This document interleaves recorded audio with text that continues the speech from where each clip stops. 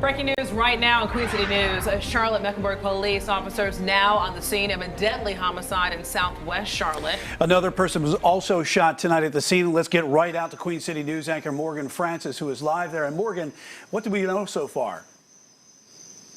Yeah, Brian, we're right at the intersection of Rose Ridge Place and Pressley Road, and there are about a dozen police cruisers still on scene behind me. CMPD has been here for the past 2 hours, really looking for evidence and interviewing neighbors, trying to figure out what happened here. And here's what they told me. They got here around 8 o'clock for a call about an assault with a deadly weapon.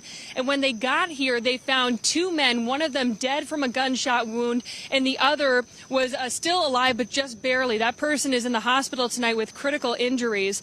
The shooting happened in and around a vehicle and involved 2 adults, and police say that it appears to be drug related. I spoke to some neighbors on scene, and it was raining at the time of the shooting. Some of them said they didn't hear anything. They thought it was thunder that they heard, and others said they heard gunshots, only to come outside minutes later and see this whole place surrounded with police officers.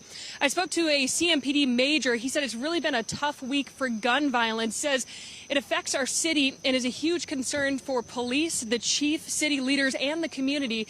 Here's his message to anyone feeling desensitized to this kind of crime. Listen, I get it. The community should always remain vigilant and aware of their surroundings, practice good crime prevention techniques, clearly don't be involved in the drug trade, but most importantly, take care of each other.